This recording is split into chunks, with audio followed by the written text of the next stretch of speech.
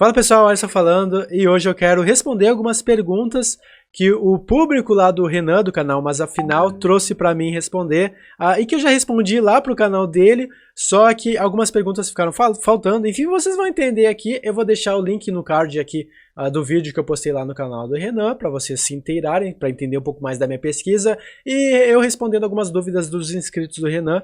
Algumas dúvidas que eu não respondi lá, eu vou estar trazendo aqui agora, a partir de agora. Então já deixa o teu like aqui nesse vídeo para realmente fortalecer a causa, e se vocês quiserem ser membros do canal, já sabem, é só clicar no botão aqui embaixo, seja membro, e escolher o que couber melhor no seu bolso. Então bora para as perguntas que eu já respondi, e por favor, se vocês tiverem mais perguntas, deixem aqui nos comentários desse vídeo que eu vou fazer novos vídeos respondendo a perguntas dos inscritos, valeu? Então vamos nessa. O Matheus, que é vegano, parabéns Matheus, ele perguntou se a exploração de abelhas é um processo prejudicial. Em geral, para a gente saber se algo é prejudicial, a gente tem que saber se aquele animal ele pode ser beneficiado ou prejudicado. E há evidências de sobra para entender que sim, abelhas podem ser prejudicadas por interação com humanos. E diante do fato de que a gente pode estar prejudicando as abelhas enquanto animais individuais, enquanto colmeias e mesmo desestabilizando o meio ambiente, dada a necessidade de abelhas para a polinização, o fato é que a gente realmente não precisa de mel e de outros subprodutos das abelhas e, portanto, tudo indica que é melhor deixar elas para lá. O Caio perguntou se é uma boa ideia misturar santuários de animais com escolas estaduais ou enfim. Eu acho que é uma ideia curiosa e interessante, eu nunca pensei sobre isso, e que no primeiro momento eu tenderia a apoiar até como forma de entender o valor da conservação e do respeito aos animais, porque santuários são diferentes de zoológicos, né?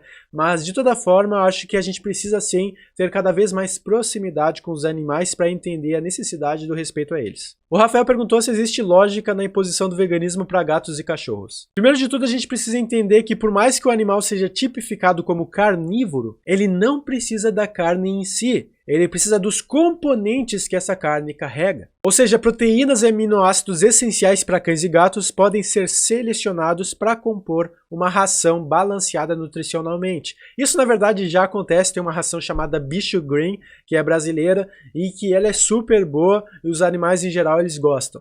Além disso, esse lance, tá impondo veganismo pro teu pet, pro teu cachorro, o que for. Pessoas que têm a tutela jurídica sobre animais ou mesmo outras pessoas, como bebês e crianças, elas têm o direito a impor o seu modo de vida a esses animais e crianças. Isso a gente chama de tutela. Se tu tá suprindo todas as necessidades essenciais dos animais e das crianças sob a tua tutela, zero problema. Na hora de encher a criança de gordura saturada, colesterol e casomorfina, ninguém reclama, não é mesmo? Sim, eu tô falando de ingredientes problemáticos para a saúde do ser humano, mas que ninguém critica quando um pai dá pro seu filho. E que são bastante nocivos, sim. Se quiserem, eu mando um paper científico sobre.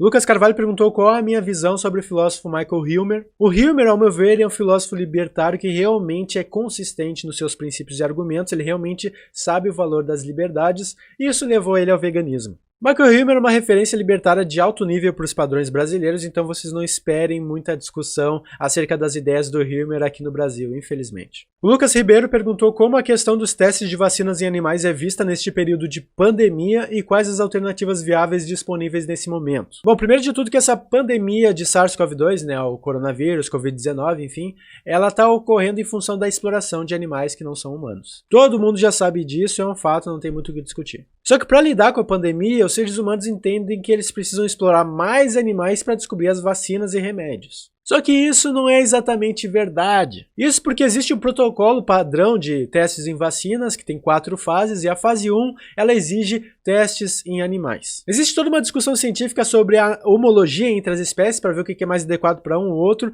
O fato é que é muito mais adequado para o organismo humano estudar a reação da vacina e dos remédios no corpo humano do que no corpo de outros animais. Inclusive já existem laboratórios testando vacinas sem testes em animais, como o laboratório Moderna, que está aí já entrando na última fase de testes e que, se der sucesso, vai poder disponibilizar a vacina aí para largas populações e talvez para o mundo todo. Já pensou se a solução para o problema dessa exploração de animais for justamente não explorar os animais? Que lindo, né? De toda forma, mesmo que a vacina vegana não saia dessa vez, acredito que na próxima pandemia talvez ela saia, se ela não vier dessa, né? Os veganos ainda vão continuar tomando vacinas, mesmo que elas tenham sido de origem animal, com testes de animais. Como eu falei, o veganismo é fazer o que tu pode na medida do possível e do praticável. E se a vacina é disponível e ela tem testes de animais, tu não vai deixar de ser vegano apenas porque tu usou ela. Não vamos ser anti-vacina, né, pessoal? O Tchelo Sofia perguntou se faz algum sentido comparar animais ao mesmo status de ser humano como busca fazer o Peter Singer. Bom, pessoal, na verdade o Peter Singer não coloca os animais não humanos no mesmo patamar dos animais humanos. Isso é falso, é uma má interpretação, geralmente porque as pessoas não entendem direito o que o Singer está dizendo. O Singer, basicamente, ele traça o argumento da igual consideração de interesses semelhantes. Ou seja, o que o Singer compara não são as diferentes espécies. Ele mesmo critica essa ideia de que a espécie é relevante. O que o Singer compara são os diferentes interesses dos seres vivos. Por exemplo, o interesse em continuar vivendo. Basicamente, o interesse em continuar vivo é comparável entre o ser humano e uma vaca, um frango, um porco. O que significa que se a gente respeita os interesses dos humanos em continuar vivendo, por consistência lógica, a gente deve respeitar o interesse dos outros animais em continuar vivendo. Ou seja, interesses semelhantes têm valor semelhante. Então não tem nada a ver com uma espécie ter mesmo valor que a outra. Não, são os interesses que vão ter algum valor ou não. O Eduardo Felipe perguntou quais animais teriam direito, até parasitas e insetos, e a respeito das plantas, por serem diferentes desses animais, estariam excluídas? O Lucas Schneider perguntando também qual seria esse critério, se é que tem um. Bom, pessoal, em geral, os filósofos morais da ética animal estabelecem que a senciência é o marco inicial de consideração moral. Ou seja, se o animal é senciente, esse animal é moralmente relevante. Ele é um ser a ser considerado, ele é alguém, ele não é um mero algo, ele não é um mero objeto. Quando a gente fala em senciência, a gente está falando em regra da capacidade de ser afetado positiva ou negativamente, de ter experiências de modo consciente. Não é a mesma coisa que simplesmente reagir a estímulos, tal como uma máquina que tu aperta o botão e ela vai,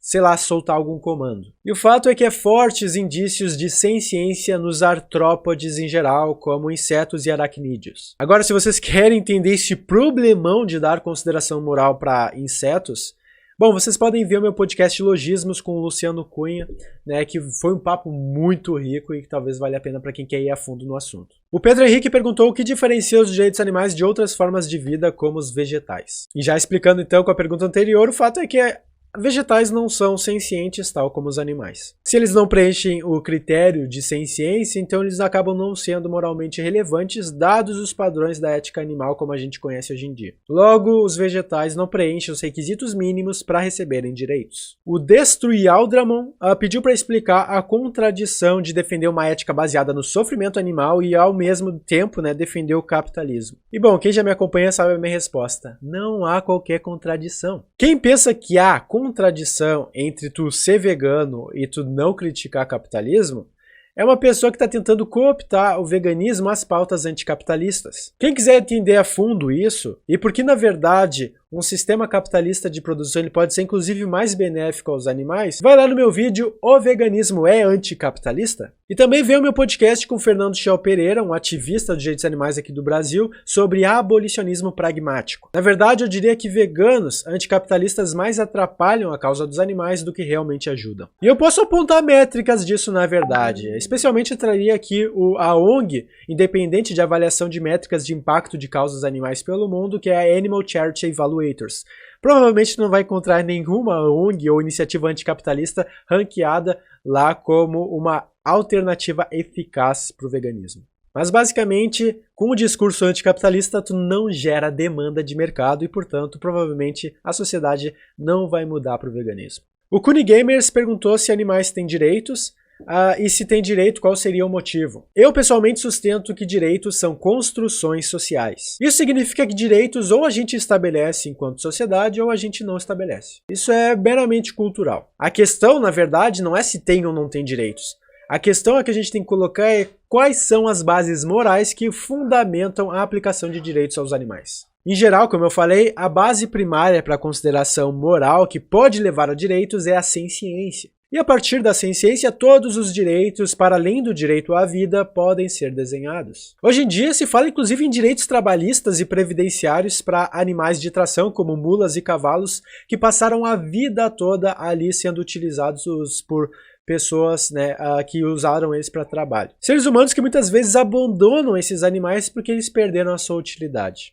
E é por isso que esses tipos de direitos acabam sendo relevantes. O meu ponto não é se direitos existem ou não para animais. O meu ponto é que se direitos são uma ferramenta útil para a proteção de interesses de animais e mesmo de humanos, então nós temos fortes argumentos para defender o merecimento de direitos aos animais. Ainda que os direitos animais não estejam perfeitamente consolidados no Brasil e no mundo, nós temos todas as razões disponíveis para entender que sim, nós devemos buscar consolidá-los. E uma forma de começar a fazer isso individualmente é o quê?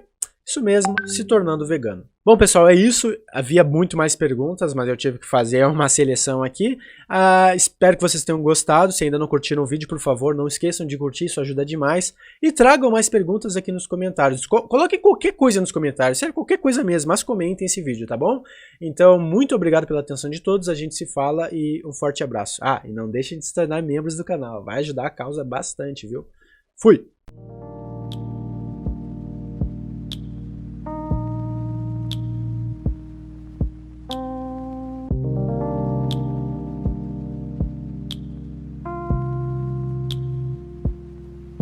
Thank you.